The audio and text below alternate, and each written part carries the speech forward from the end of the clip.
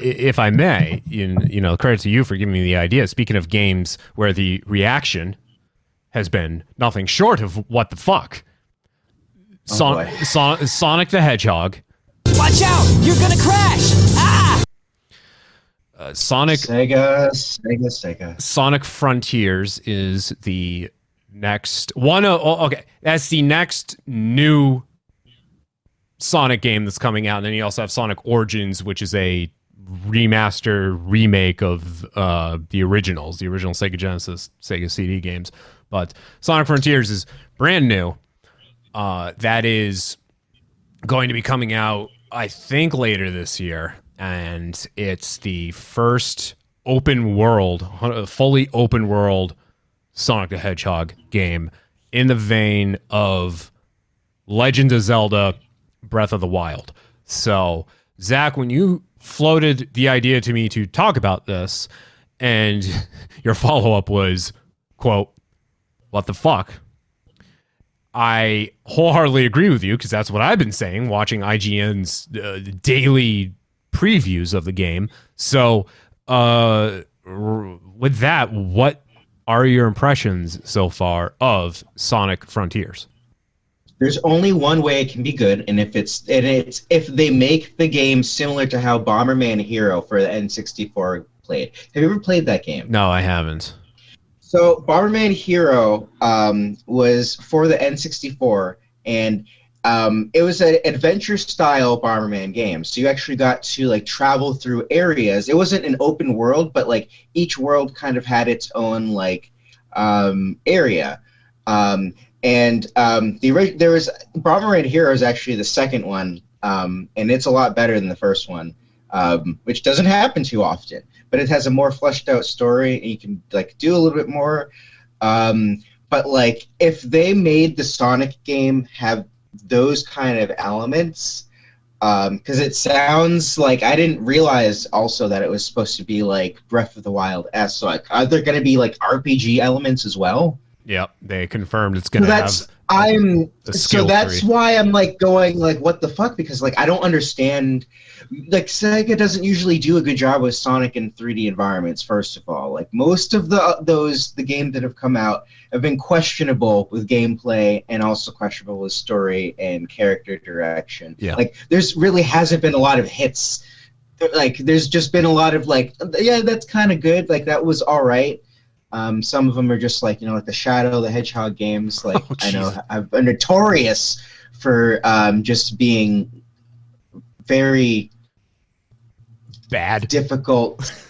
Yes, very bad. Just very, very bad games in multiple layers. But strangely enough, the music's always been consistent and slaps in a lot of the games, which is like great for video game music, honestly. And they look good. The games have always looked very good. The 3D games, yes, visually they're always appealing, but there's always something with the way that like they approach it that for some reason makes it feel clunky. Like there's always been like for me, it always felt like I don't like the stop and go. Like when I play Sonic, I want to just be like, I want to go fast. I want to be able to catch things. I don't know if you saw this, but I remember I was actually reading an article about this a couple weeks ago, and there was a reference to a fan-made version of like what an open world Sonic game would look like, but with like the old world Sonic graphics. Yes, and I saw that. It looked so fucking good, and like if I saw that as like a 6-7-year-old kid, I would literally be blown. My mind would be blown. That would be like all I would talk about. Like I would love playing that game all of the time. Well, you should look it up. There's probably countless videos of it on YouTube, but Sonic Adventure 2 on the Sega Dreamcast. And yes, I remember this one in Toys R Us. Yeah. Well, if you get all 100 and I think it's 180 emblems in that game, and it is I never succeeded at doing it. It is a complete pain in the ass to do it. And eventually, and I just did this recently, I downloaded, for the PC version on Steam, I downloaded a save file where the game was 100% completed with all the emblems to do this. The unlockable upon doing that is Green Hill Zone. And it is a I guess, a faithful recreation of the first level, the first Sonic game, but in full 3D. Zach, what you were just saying, not necessarily open world, is very linear, but that's like, okay, this is what this level in this game from 1991 would look like in 3D. Now, at the time, this is 2001. Okay. So, and it's okay. Like, I played through it. I finally played through it after 20 years, and it was absolutely whelming. It's, I guess, a testament to the fact that that series should just stay 16-bit, side-scrolling. Sonic Mania was perfect. Do that. Keep doing that.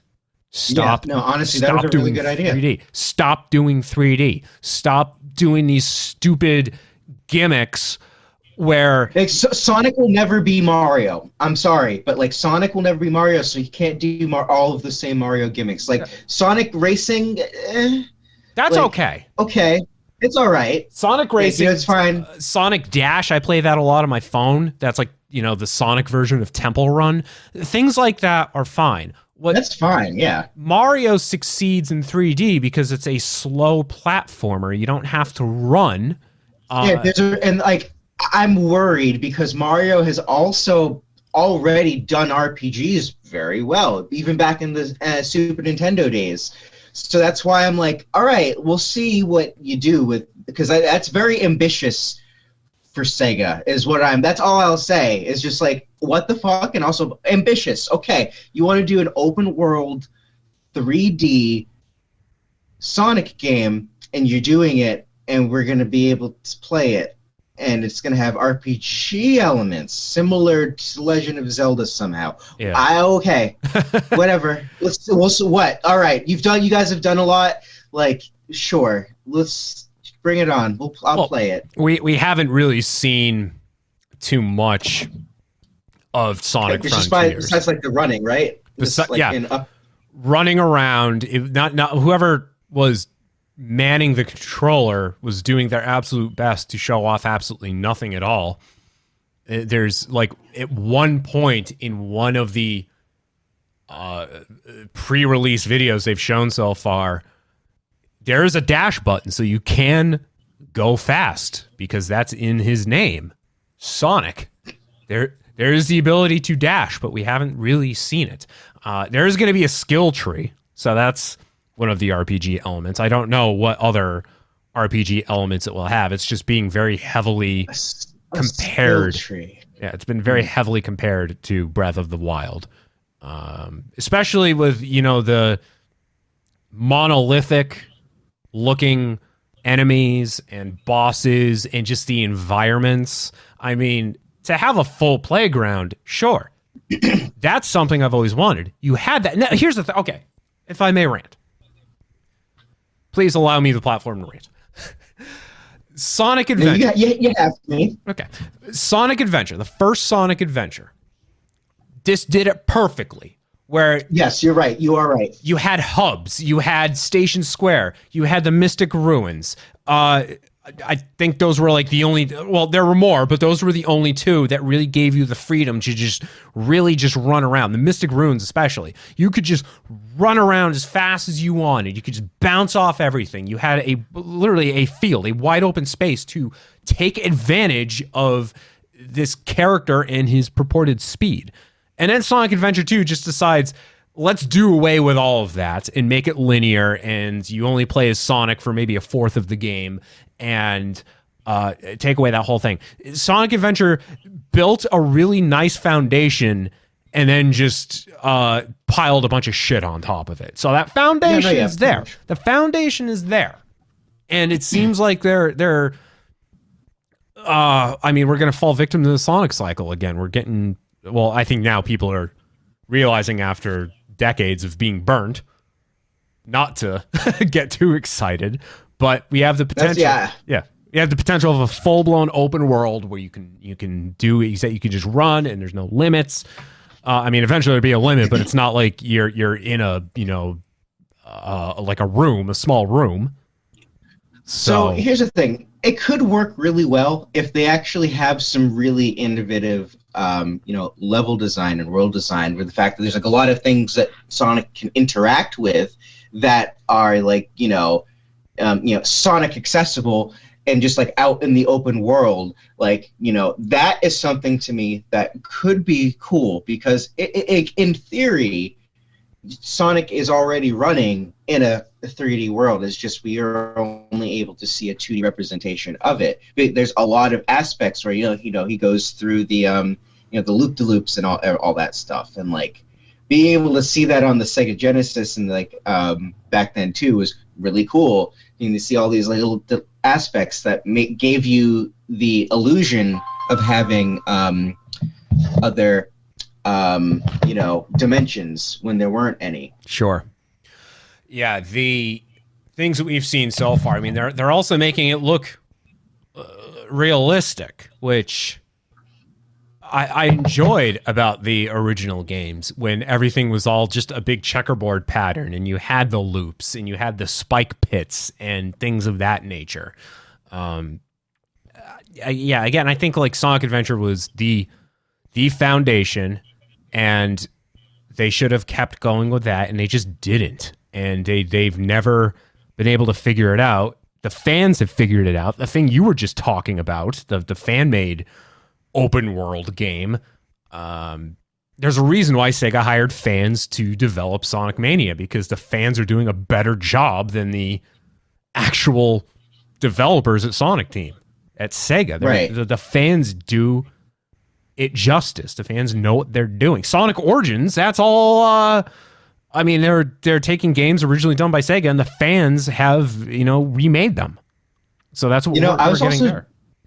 I was also just thinking another cool thing that I haven't seen Sega do is like a Sonic game that's like I don't know what the actual term is for like, but ever played like Panzer Dragoon Orta, where it's like you're kind of like on a rail and you're like just like kind of running back and forth on like a limited spot, but like your scenery just keeps changing. In Panzer Dragoon Orta, you're like literally riding a dragon, flying through different environments. But like it's like a rail shooter. I think that's what it's called. I can't remember.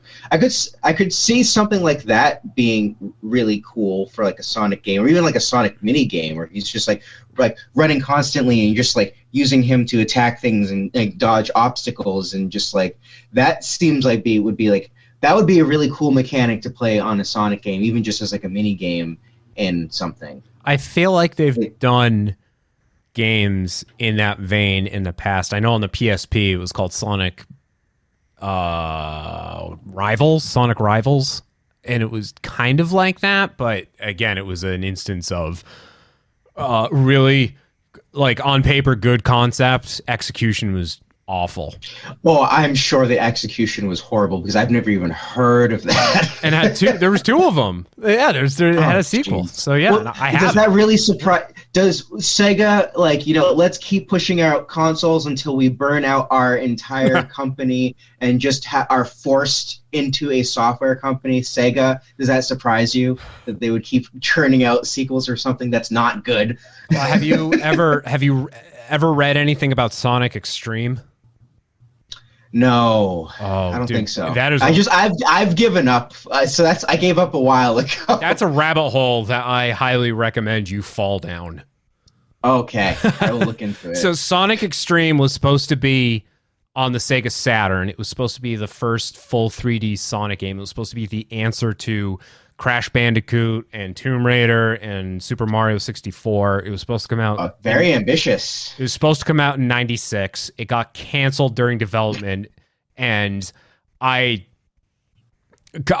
would take me far too long to explain the background behind it, but the development was an absolute disaster. It's part of the reason the Sega Saturn failed as quickly as it did, where of the 3 Sonic games that are on this, and remember the Sega, Sonic is their game. That's their flagship game. Right. Think of how many Mario games are on every Nintendo console, right? Now think of with this, with the N64, how many Mario games you had there, and then you look at say the Saturn, which came out around the same time, and you have Sonic 3D Blast. It was just an enhanced port of a Sega Genesis game. That was actually the last minute replacement for Sonic Xtreme with Sonic 3D Blast, the Saturn version. And then there was a really bad racing game, and then the Sonic Jam, which was a compilation of Sega Genesis games. What it does have on there is a thing called Sonic World, and that was basically a tech demo test of Sonic Adventure. Huh. So, Interesting. 32-bit, full 3D in a like pseudo Green Hill zone, and check it out on YouTube, man. If you look over my shoulder, one of those black things right here is a Sega Saturn. Oh, okay. I have Sonic. Yeah, I don't think I've ever even played a Saturn. I've just that's one of those systems. That is something I should consider getting or emulating or whatever. If you go to That's Entertainment in Worcester, I'm sure you can find one in stock there. That's where I found mine, and it's in good condition. So, but anyway, Sonic Xtreme is supposed to be first full 3D game, and there you can see videos online, and then there's so many different the source code ended up online. So fans have taken the source code and they've tried to build out the game based on that, and it just wasn't going to be it wasn't going to be a good game. It wasn't going to be fast. It used a fisheye camera lens, so it was going to be like that's weird. I guess it's considered there's like two fan-made versions that are considered like the closest representation of what we could have gotten. And there's one that has 4 full levels in it based on all the pre-release footage and screenshots and whatnot that have come out over the years. And it's not bad, but it would not have been the killer app for that console, and it would have probably gotten a lot of backlash because it's just not a Sonic game. I mean, Sonic's in it, but it's not a Sonic game, and it wouldn't have been lauded for people. The first thing everyone would have ripped on this game for, had it come out and had the critics been able to play it and publish reviews, there's no speed. Fine for Mario. Fine for Mario, where you have full-blown 3D worlds and you can platform. But for Sonic, you want to be able to just run around and go fast, and that was the first instance of Sega really missing the mark there. And I mean, I guess for better or for worse, the game never came out. But like I said, dude, you saw right now in the last few minutes, I've just kind of been circling around the edge of the rabbit hole. There's a rabbit hole you can fall down and do research about this game. It's a very famous case of game development nearly killing people. So, yeah, man. So that is exactly why I was just saying, what the fuck? Whatever. We'll see. Let's just bring it on. Are you gonna get it? Are you gonna buy it when Frontiers comes out? I might. Is it gonna be for what platforms? Is it gonna be for? Is it going cross-platform? Yeah, it's gonna be PC, the PlayStations, the Xboxes, the Switch. Okay. So I might. Yeah, very rare. Very rare. There are very few games right now in development solely for current gen because you can't find current gen anywhere. So, right. They're still developing for last gen, but at the same time, I don't know if that's going to affect the quality of the game in the end. So, we'll see. Yeah, we'll have to see. Are you going to pick up Sonic? Sega. Are you going to pick up Sonic Origins when that comes out? I'm not familiar with what's going on with Sonic Origins. So that one is a compilation of Sonic's 1, 2, 3, Knuckles, and CD. And all except for 3 and Knuckles have been re-released on iOS and Android beginning in 2011 with Sonic CD, where Sega reached out to a very well-known fan game developer, hacker, someone who go in and literally just take the code of the game and make their own versions out of it. They call him Taxman, and they had him develop an engine to completely rebuild the game from the ground up. So when you're playing the game, it's the same game, but it's on an engine that allows the graphics to be high def. He was allowed to add things in. Sonic 2, most famously, he was allowed to add in a level that was cut from development that became very prolific in the Sonic the Hedgehog fan community, like myself. I'm a 32-year-old male, by the way. There's nothing more cool than being hugged by someone you like. But if someone tries to touch you in a place or in a way that makes you feel uncomfortable, that's no good. Thank you, Urkel. Jaleel White. Yep. So, so they're mobile games. You can play them right now, but they're getting re-released now on console 10 years later. But Sonic 3 and Sonic Knuckles and the combination of the two have never been redone using Taxman's engine, and more notably, those two games, 3 especially, have not been like re-released as ports or shown up in any compilations since the year 2009, and it's all because of a certain individual by the name of Michael Jackson. Really? Oh, another rabbit hole you should find yourself falling down. See, I remember hearing something about Michael Jackson making some of the music for the Sonic the Hedgehog games, but I never realized that there was ever like any issue. But then again, there's like a lot of issues with the rights with a lot of his music, so it wouldn't surprise me. Like Sega just has bad luck with everything. So yeah, I'll keep this part brief, but basically, Jackson came up with samples that they ended up using in Sonic 3, Ice Cap Zone, Carnival Night Zone. Very good music, absolutely good music. And then those samples ended up becoming the basis of. He had a collaborator too. I think the guy's name is Brad Buxton. Don't quote me on that, but that music ended up becoming like Michael Jackson music. Like the end credits of Sonic 3, for example, were the basis of a song released a few years later called "Stranger in Moscow," for example. So anyway, ever since Jackson died, Sonic 3 hasn't been re-released ever because rights and legal disputes, and it was just announced this week because everyone's saying like, all right, Sonic 3 is getting re-released on Sonic Origins. How are you doing this?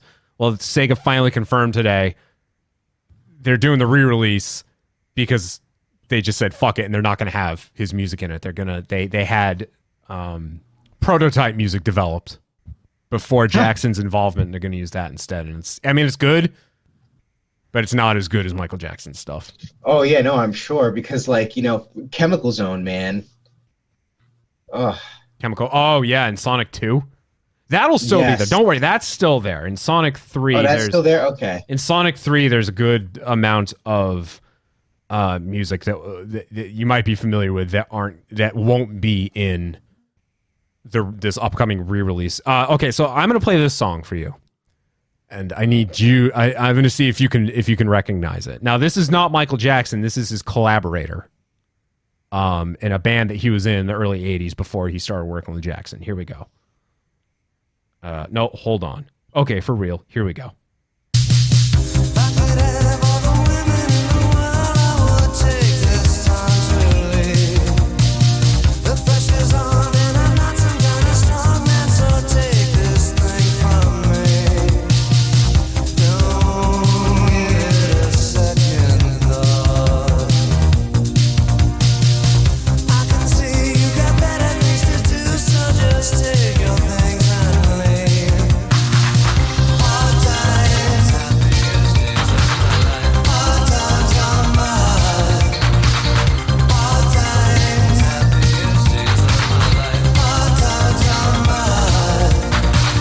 Okay, so you heard that.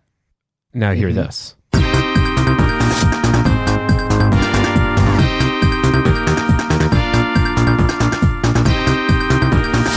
Oh, damn.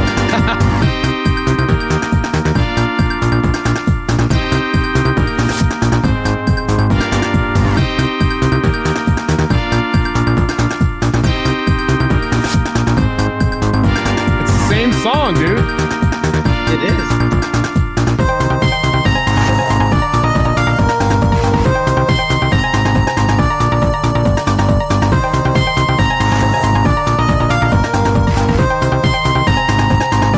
Now I wonder if there's a mashup that exists out here.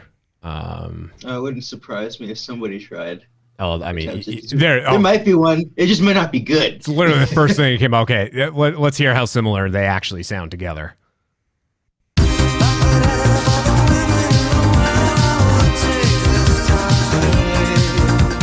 It sounds better. Yeah.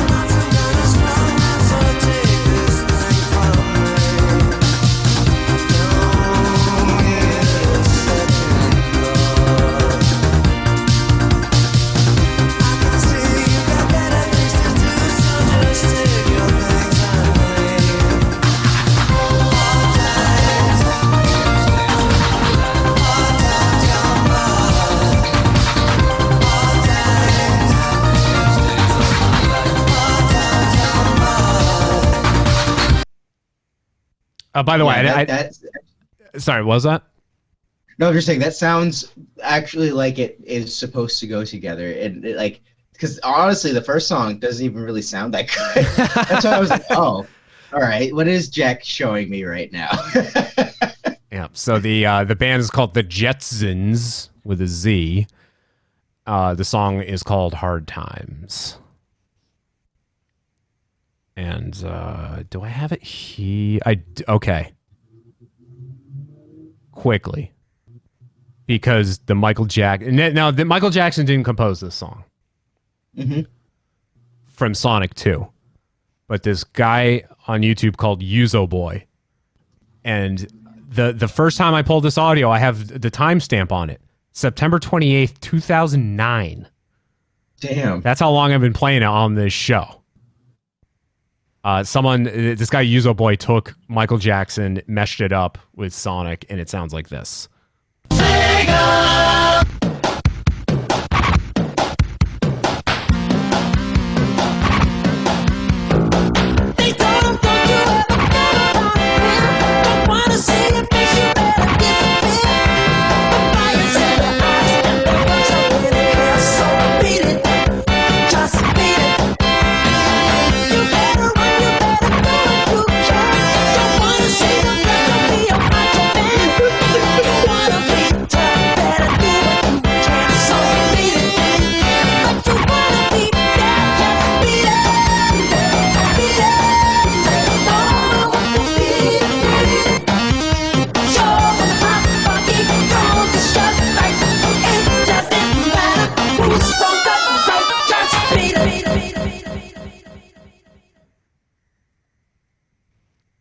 You like that, did you?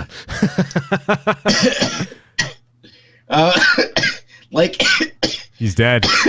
Watch out! You're gonna crash! Ah! What was that? Like is a strong word. That was more of like an involuntary laughing fit, okay. Because it was giving me Space Bear, honestly. But like, I hear it like. That is just not the song I would have gone with, and it's just like he didn't pitch correct it correctly because the Michael Jackson lyrics were not in the same key. I know. I mean, his voice was definitely pitched up to try to accommodate for it. Space Bear 2000. Oh well, someday. Yes. Yeah, but so anyway, very long story. Much longer. We are finally getting a re-release, a remaster with a new engine of Sonic the Hedgehog 3, but it's not going to have the Michael Jackson music in it, and it was just confirmed this week. It will instead feature the prototype music, which again, it's not bad. It sounds like Sonic, but it's you're accustomed to not the same. You're accustomed to one thing for almost 30 years, and then they introduce something new that not everyone's going to be familiar with, and it's right. Yeah, it's going to be tough to get. I don't think I will get used to. I'm going to buy it. I'm going to play the fuck out of it. I don't know if I'm going to get used to it though. And see, my thing is, I've always given it a good shot. Like, the only game that I've really beaten was Sonic Adventure. That is like the last like other like new Sonic game I've beaten. Like the other ones I've played and I've gotten pretty far, but I just like give up after a while. I just get bored, or I get to a point where it's just like the game mechanics here are just ridiculous, and I really don't care about this game enough to keep trying. But like Sonic Adventure was just fun to play. I play I them. forgot about that, honestly. I play them so you don't have to. Well, somebody has to. It's like, eventually they'll do something, right? Hopefully. That's always the hope. What was your favorite Sonic the Hedgehog game? Honestly, probably just like the first one. Like, I played the first one so much, and like, it just, I really love, especially just like all of the music in like the first game as well. And the second one is also like tied for first, because the first two games are just like just really good level design and really good music, like all around.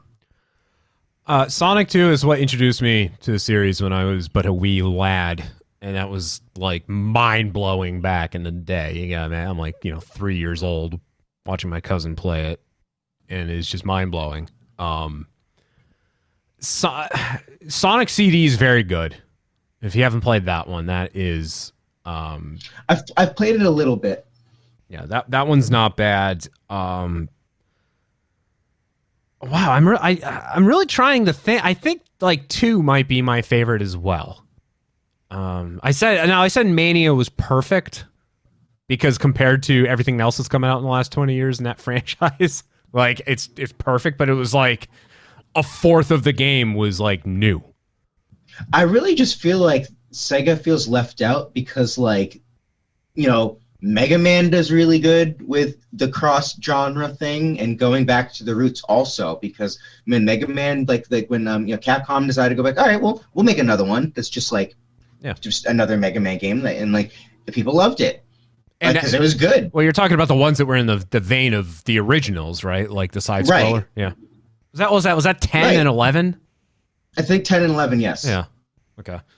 It's like that was a good idea, but they've also made some pretty solid choices with like their RPG games, and then they're also their adventure style games like the Mega Man series and the Mega Man X. Like those have just been really good, and like they have. So like that's just the thing. I feel like the Sega developers haven't really. I feel like they've changed and fluctuated so often, and they've gone to so many different extremes that they haven't really gotten back to a home space, or like at least they're trying to do like what I feel like Mario and like Legend of Zelda, like those series, like they can kind of self reinvent themselves into refreshing the same concepts or trying different concepts and having it like work really well. But I feel like the thing that's different is I feel like whatever's going on at Sega, the developers aren't getting enough time, or the same people aren't at least working with it enough to understand like the right way to apply those other aspects that still make it a unique Sonic game and experience. Sure. And like I think that's the thing that's kind of missing. Yeah.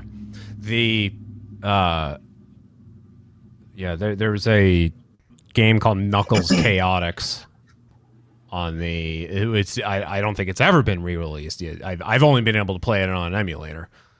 It was on the Sega 32X. It sounds familiar. Yeah, it was on the Sega 32X, and it was a good, I guess, I think that was the direction they should have gone in for making the games, I guess, not like future-proof. I like trying to stick with the times, right? Because like everyone was like, oh, we can do 3D now, so let's do 3D games. Mario did it. You saw it with... you saw it Donkey Kong, you saw it with Mega Man, as you were just saying, Bomberman. So like with Sonic, they were like, let's do it with Sonic 2. It just didn't translate. Knuckles Chaotix was in the vein of it's a side-scrolling. It looks like it's a 16-bit game. It's taking advantage of the quote-unquote 32-bit power that the 32X could do, that disaster of a console. But the thing that kind of kills it, though, is that you're always playing as two characters at once, and they're held together by like what's basically described as a rubber band. So oh yes, I think I have played this on an emulator myself too. Yeah, this sounds very familiar. It's so frustrating, and the only way I was ever able to finish that game, remember when they came out with the Sega Genesis Mini a few years ago? Mm-hmm. So Sega released USB Sega Genesis controllers, and that was the only way I was able to finish playing it was by getting a USB controller. I mean, I know I could have used like XMAP or something, whatever. I wanted the authenticity of using a Sega controller. But anyway. Oh, I get it. I get it. I couldn't do it with a keyboard and mouse. There was something about trying to play a goddamn game with a keyboard and mouse that made it. Well, that's the other thing that was different about games from then, because like, you know, we've all like us gamers know, like, you know, gamer history. It's been like shoved down our throats since we kind of like started taking in some of this stuff, that like they built those games and those systems in such a way so that, like, you know, you got a lot more playability out of them. And like I feel like that's the other thing, some of those game mechanics just don't translate well when you go up, especially because Sega's always been trying to stay with or meet or, you know, kind of sync with whatever trends are going on, instead of kind of figuring out what works well for Sonic. Like, figure that out first and then work around that, because all the other major, you know, character franchises, like, they've all had their own spawn. Like everyone has their own, like, you know, spawns where they do, like, you know, there's like the like Ratchet and Clank, like, you know, like, and what's the other one?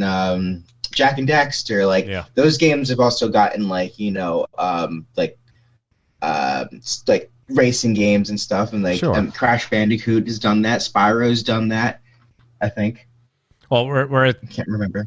We're at the stage now too where you have literally Mario and Sonic in the same games, and it's the racing games and then those Mario and Sonic at the Olympics games that are unfortunately doing the best. Mm-hmm. But those aren't the games I want to play. Right.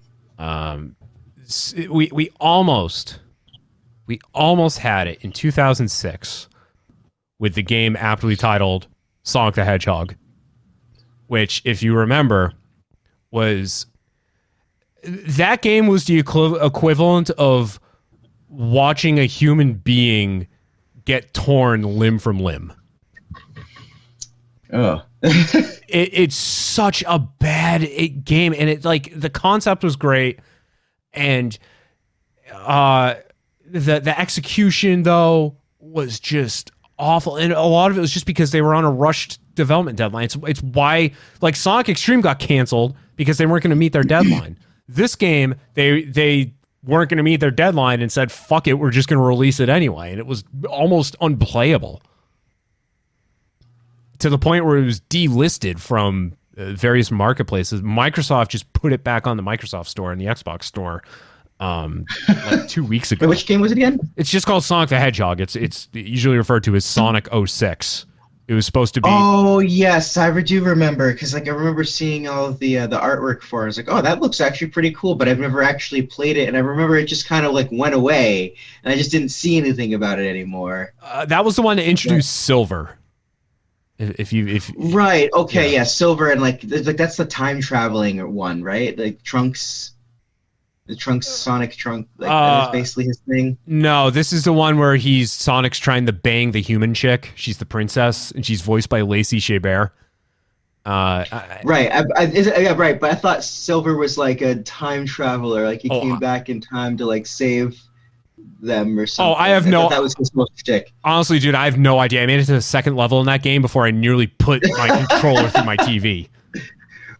I have to see gameplay of it, because now that I like think about it, I don't think I've actually ever seen gameplay. So I have to look. I'm gonna have to go down that rabbit hole, because like I legit just like gave up on Sega. So that's why I was just like, I see all these other Sega games, like, oh cool. Well, that does not look good. Yeah, I mean, it's not like it's a game where like Sonic Unleashed, where like you have the werehog and it's just clunky. Yeah, the werehog. Yeah, and it's just it's not like it's clunky and that it's bad level design. It's literally just a game full of bugs where there's like no collision detection, and the loading screens I don't know how it would do nowadays, like if you're not playing it directly off a disc, but back then the loading screens, like a loading screen would pop up what felt like every 10 seconds and would last for about 60.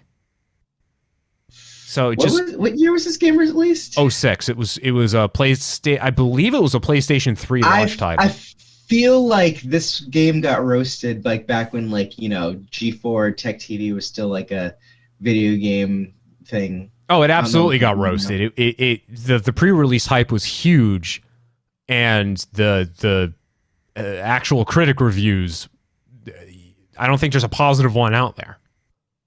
It has gone down as one of the worst video games ever developed. Like when you see your list of like E.T. on the Atari, and like Bubsy 3D. I'm just thinking of like really really bad games in history. Like the classic really really bad games. Yeah. Sonic 06 shows up now on that list. That's unfortunate. It was just a sign that they were, with Sonic Team coming out and saying, hey, okay, we know that the last few games we've put out up to that point weren't good, so we want to repent with this game that we're just going to call Sonic the Hedgehog. We're going to try to do soft reboot. And it didn't work. It failed. Yeah, no, instead of soft reboot, it was soft put it in the shoebox under the bed. Now we haven't talked about like Sonic Advance or any of the games that were on, like Sonic Rush that were on the DS. Like those were fine, but there was this sort of, I guess, like niche market of entries, the ones that were on like the Master System and the Game Gear, and then these handheld ones. That these games were all very good, but no one played them because no one people had Game Boy systems. Okay, that's fine, but there was like. This whole like niche market where those games are all forgotten about. That's why what I really wish they would do is do a Sega like mega collection release where they just reintroduce all of those games because like along with the really bad ones, just because why not just put them there, because they've done that with all of the Sonic games before. I believe they've had like a mega collection release. I'm pretty sure I bought that for like the PS2 back when that came out. They had one that was you could unlock the Game Gear games as like rewards. I forget which collection. Yeah, that's how I actually played. I remember that because I remember actually playing a lot of the Game Gear games that way when I had that. Are you kidding? So, sorry, my cat jumped up on here and immediately started chewing on the microphone. And my cats are all being sleepy right now. Oh no, mine. It's. I think we're getting around witching hour for them. You know how it is. I see. But yeah, I can't remember what compilation that was. It was on the PlayStation 2. I remember. Yep. I think Kate had it actually, because she was like.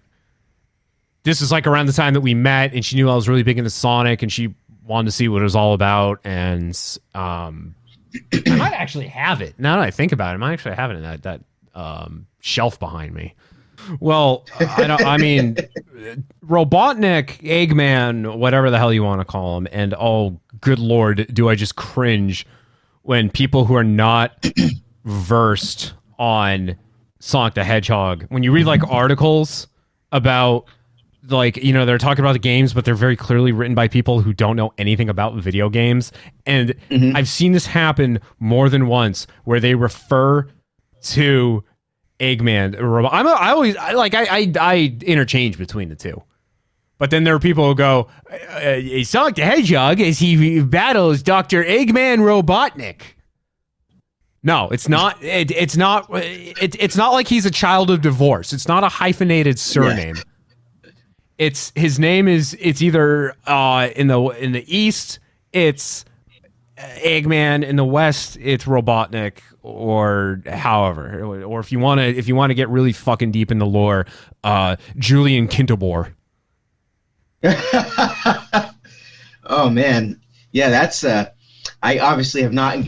You definitely out Sonic lore me, because I have no idea how the fuck you pulled that name out. Yeah, Kintabor being Robotnik backwards. He I forget what exactly was the case, but in the Archie comics lore, Julian Kintabor was like a well-to-do scientist, doctor, and something happens and he snaps and he takes on a new personality of Ivo Robotnik, and then he dies during an arc, and Sonic and the Freedom Fighters are battling other enemies, but knowing that somehow Robotnik's shenanigans continue. But how could that happen? He's been dead for a while now, for several issues.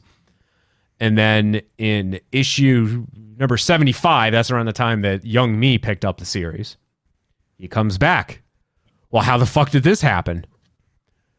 It turns out that they were actually fighting a Terminator.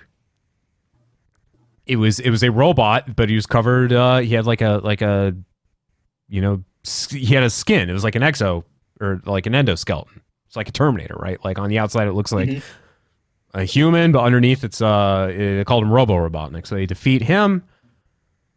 They think the world is saved, and it turns out that motherfucker downloaded his personality into a bunch of different robots that all have different appearances, and the one that took over is the one that we now call Eggman. You see, what I've just described is how the Archie comic series was trying to fit in and adapt to Sonic Adventure, changing the appearance of every character. That's crazy. Yeah, because remember, I didn't realize that. Yeah, because remember, Robotnik looks different in that game than his previous design. Yeah. Sonic. So Sonic, for Sonic Adventure, and they redesigned him. They give him green eyes. They made his quills longer. They gave him really sick looking shoes.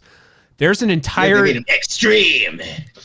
There's an entire issue of that stupid comic devoted to his appearance changing, because he does the whole issue goes in reverse. It was supposed to be like a gimmicky sort of thing, so like the last page is the first page and it goes backwards. But the first fucking scene is Amy Rose like, "Oh, get it, Sonic. Why is it that all of a sudden you have green eyes and your quills are longer and you now have buckles on your shoes?" And now for the next 30 pages, we're going to explain how that happened. Oh boy. Through the use of time travel and the power rings. It was them trying to obviously keep things canonical, but it was just bizarre. So anyway. Sometimes you just can't. Sometimes you just can't. Anyway, I bring all that up because I wonder if is Robotnik I don't know, what's the animal equivalent of racist? Animalist? I mean, it doesn't really exist that way. It's more so the animals are just more even though there's a lot of animals that are definitely more about their own kind, it's different. There's a lot of animals that will coexist with one another. There's a lot of animals that I don't think there's a ton of animals that are just oh yeah, fuck that one thing in particular. I think it's more a lot of them have a neutral relationship or a mutually beneficial relationship or an antagonistic relationship. I think that's kind of really it. There isn't really a concept of that with animal kind, so you can't really do that with animals. And then I'm thinking in Sonic, I mean, I feel there's definitely different things you could draw metaphors to, but I don't know if racism is exactly one of those. I don't know. That doesn't jump out to me when I think about Sonic. I mean, I don't know a lot about the lore. Well, I did a search to see what's the animal equivalent of racism, and speciesism came up, but I don't know if that's a really good way of explaining it. But think about Robotnik. The dude just hates animals. He captures animals. He imprisons them in machines. And Sonic's whole thing. Like, what does he even like want? Is he just hates them? He's just, like, I forget what he even he wants to do. Like, what is his end goal? Most villains have an end goal. Or if he's just crazy and he's just like taken over by multiple different like personalities, and like one of them just is Eggman and one of them is Robotnik, then that's actually interesting and makes him a more developed villain, because then he's just an agent of chaos in that sense. Chaos control. If you want to use Sonic Adventure as a point of reference, he wanted to destroy Station Square and build on top of it Robotnik Land. I definitely don't have a speech impediment, but he hates animals. He captures animals. He puts them in machines. His robots are all powered by animals. And then what's he always fucking saying? Oh, get that hedgehog! Like, the dude just hates animals. He doesn't, like, it's not like he's hunting them. It's not like he's killing animals. He's just capturing them and torturing them.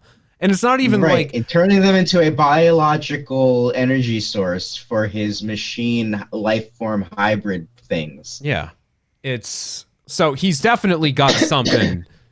He's definitely got something against animals. Like, I think it would be a little too extreme to call him the Adolf Hitler of animals, but the dude has a problem with animals. He's capturing animals all the time, and I'm surprised he hasn't been canceled by PETA yet. Right? Or just canceled in general. That's what we should be doing. Cancel Robotnik. Cancel Robotnik. What Hashtag cancel Robotnik. See, this is what I don't get about with these with the Sonic games and with Mario and Zelda, where it's always the same villain that, like, you go through the trouble of defeating. You go through the pain and the suffering and the stress of defeating this villain, and then, like, the next game comes around, and like, Bowser's able to capture the princess again. Like, dude, so okay, so we got to do this whole thing again. We got to go through this whole process again. Like, well, I think that's why they've been experimenting lately with, like, doing different main antagonists, because, like, they have been doing that with some of the other games, where it's not just Bowser. I don't know that I can't remember any of the names of them, because I have just kind of dropped off with Mario too. But Mario's kind of like, Mario kind of can't be tropey because Mario is like a staple. So, like, Mario is like one of those things, like, they kind of set the standard for some of the stuff that they've done with the Mario character. And the same reason why it works for Legend of Zelda is because they have the whole Legend of Zelda timeline was actually kind of well thought out and makes sense. It makes each game feel like it's a refreshing experience every time you have a different iteration of these same three centrical characters. Though I would like to see at some point you playing Zelda more. Like, it's like, I think that would be interesting. Or playing a game where you're Ganon, but he's the good character and like Link for some reason is an evil character in this timeline. Like, I would love to play that. I would like that's what I would love to see from Legend of Zelda, because, you know, that would be something different. Shaking it up a little bit. Give us something else to try, because, you know, that would just be cool to me. If you can fuck with the timeline, and like they would be able to do that well. But the thing is, they've never polished enough of the mechanics outside of what Sonic is in like original environment to really bring it anywhere, besides with like Sonic Adventure and like a couple games that were on the handheld. So, like, I really think that it would make more sense for them to kind of go back and really redefine what worked, because like there was a game where they kind of like jumped back and forth between like 2D and 3D, right? I forget what game that was. Generations did that. Are you thinking like a more recent game? Yeah, I think it was Generations. Yeah, because Generations was literally the Genesis era of Sonic clashing with the current era. So you would play through like Green Hill Zone. You'd first play through as 2D Sonic and it'd be side scrolling, and then you'd play as 3D Sonic and it'd be a full 3D level. Is that what you're thinking of? Yeah. Okay. So like I don't know, how did that game play? Because I feel like it didn't go well either. Oh, that was that was a rare, well-received game in the series because it was what the fans wanted. Because it was novel to see the Sega Genesis levels, even if it was just a handful of them, be represented in like full 3D current gen graphics. And it was just straight. It was very straightforward. There was no gimmick to it. It's frustrating as all hell. I definitely played. So I've definitely broken a controller playing that game, but it was a good game. And then Sonic Forces was the sequel to it, where they just had diarrhea all over the place with it. So, well, yeah. So they should have just kind of polished the good elements. That's what I mean. Sega never really stops long enough to be like, all right, that worked. And it also kind of feels like they're treating Sonic kind of like Kirby, which is weird. Because like Kirby can do no wrong. You can do whatever gimmick when it comes to Kirby, and like people will pretty much always like it. Like that Yarn one game was kind of weird. I never really got into that. But like Kirby's a game where like you can do Kirby Extreme, you can do Kirby Dream Racer or whatever. That was a really good racing game. I remember that people really liked that one. Kirby to me, now I've never played a Kirby game, and I should also know the reason I know so much about Sonic the Hedgehog is because I was a Sega kid growing up. Everyone had Nintendo, and I was the one kid who had a Sega. So like I didn't play Mario or Zelda until I was like an adult. I like Ocarina of Time. I played that for the first time like 6 or 7 years ago. Oh wow!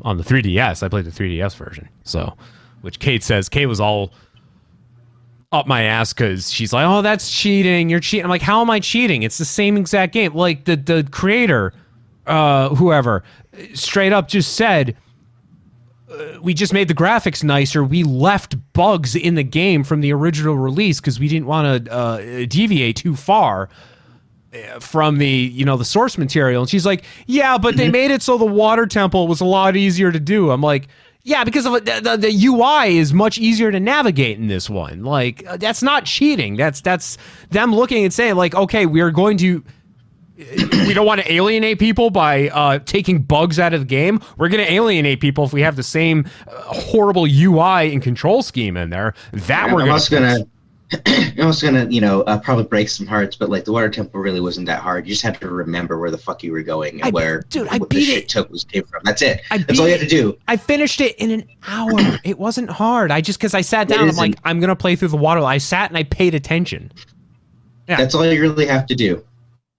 Yeah, it wasn't hard. You look at what the game gives you, and you can figure out. Oh, okay. How do I get to this room? Oh, okay. I just like. Trial and error, figured it out. I don't know. I like games. I wasn't 9 years old when I was playing it for the first time, too. You're not exactly not every 9-year-old is a genius. That will help. Not every 9-year-old can master the art of critical thinking. So yeah, I just had no life. Yeah, but yeah. So.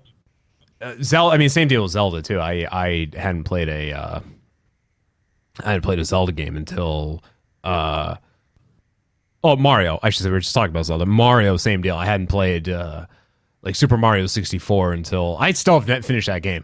I've never finished it. Really? Yeah. I just it was like one of the first games I beat on 64. Just last year, I've beat for the first time Super Mario Brothers. Like the that's an achievement. Yeah, I have the I rebuilt a Game Boy Color and I have the deluxe version. So I played through. I actually beat it twice in one sitting because I didn't know if like the ending changed because you were playing through it a second time, and I can't remember if it actually does. But I think like the number of Mario games I've finished is very, very small. So two things I was thinking of. You were saying, Zach, having a game where you play as Ganon, do it like Joker, like the film Joker, where Ganon is actually like the good guy or just misunderstood. And throughout the course of the game, like, the game doesn't have a happy ending because it ends with him turning into Ganon or very similar to like Anakin Skywalker turning into Darth Vader.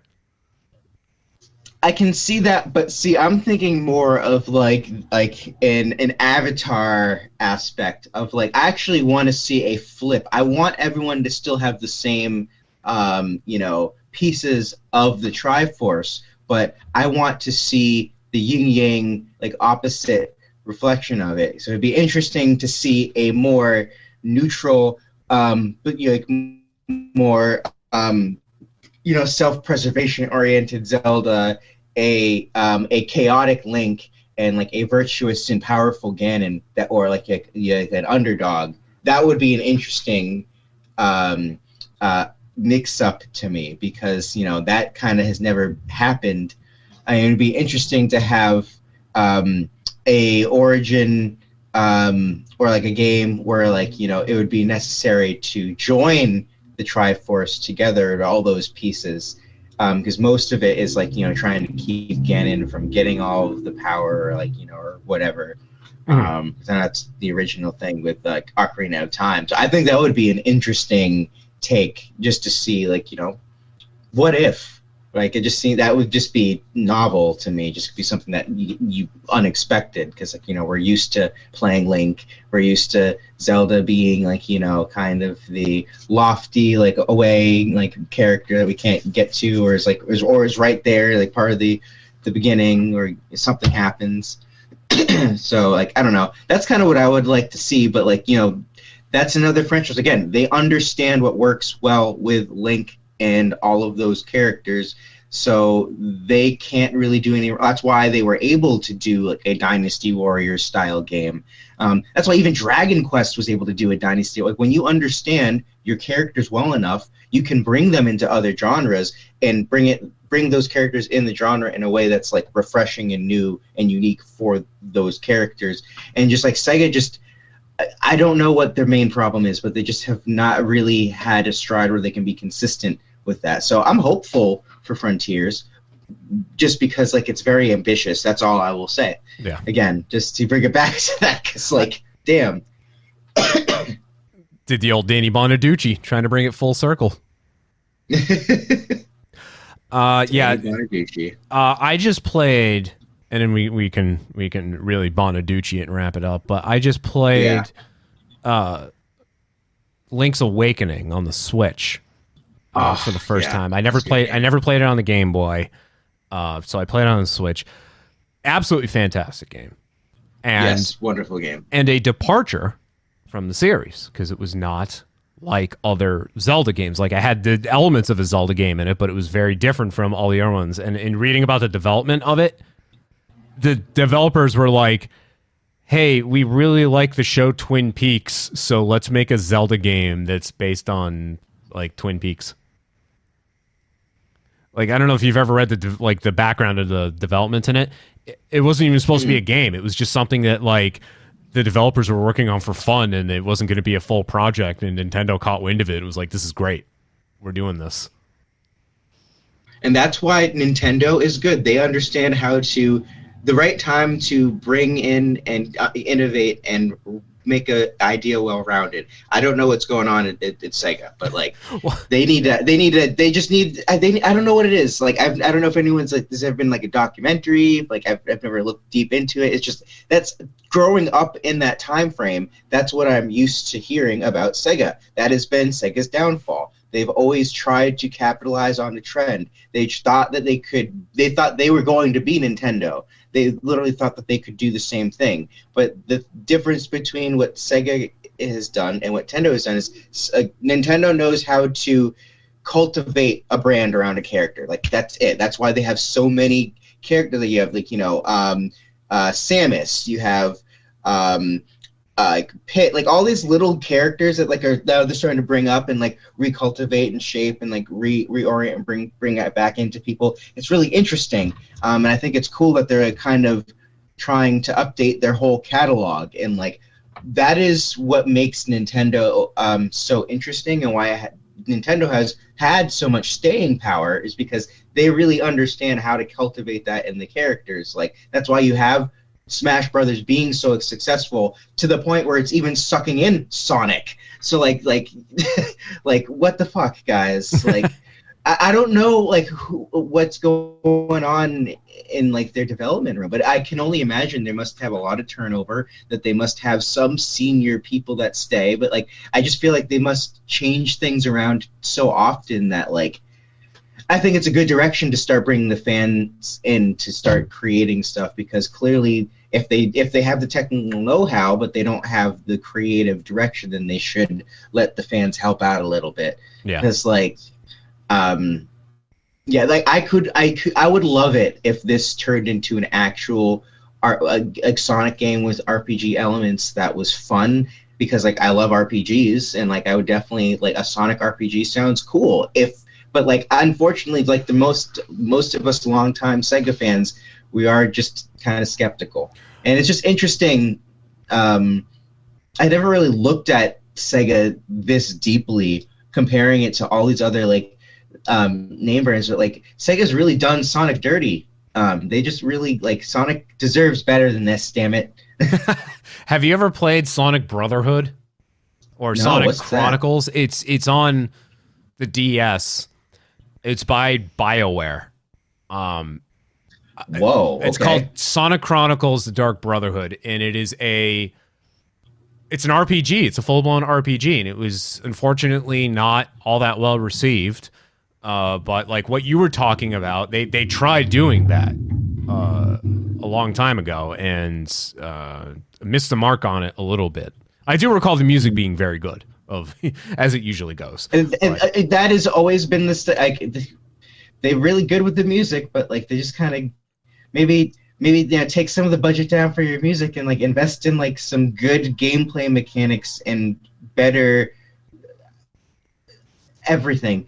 I don't know. It's just like they definitely can do good if they go back to the drawing board and make another like Sonic game in that same vein. Like that easily, that would be good. But like I would like to see them actually make another good 3D game like Sonic Adventure, because they just haven't done it yet. This is how it goes at Sonic Team. They'll be like, okay, this is what we're gonna do. We're gonna go back to Sonic's roots. We're gonna have just straightforward levels where the emphasis is gonna be on speed and just collecting rings and defeating enemies. But you can also become a werewolf. Oh yeah, everyone would love that. Yeah, Sonic is turning. Yeah, that's so cool. Oh yeah, wait, maybe we could have like a Power Rangers theme, and like Sonic could turn into a werewolf, and like Tails could turn into like a muskrat, and like Knuckles could turn into a beaver. Jesus Christ, that would be just frightening. Hey, look, that whole franchise taught me at a young age what an echidna was. And I remember going up to my 4th grade teacher and asking him, hey, what's an echidna? And he's like, I have no idea. I don't like you. Stop making up words. I'm like, no, an echidna is something, because it's this video game character. And he like told me I couldn't go out to recess because I was now starting to just spout off nonsense and being insolent. And then I learned that an echidna is it's an anteater. It's a spiky anteater.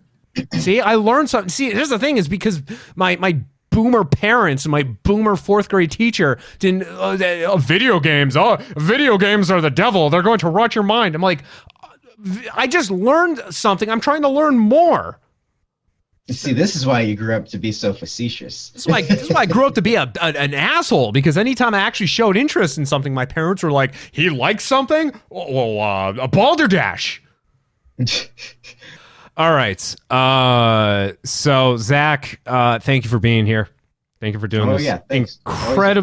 Incredibly long podcast without a break. See, that's the ADHD ramble for you.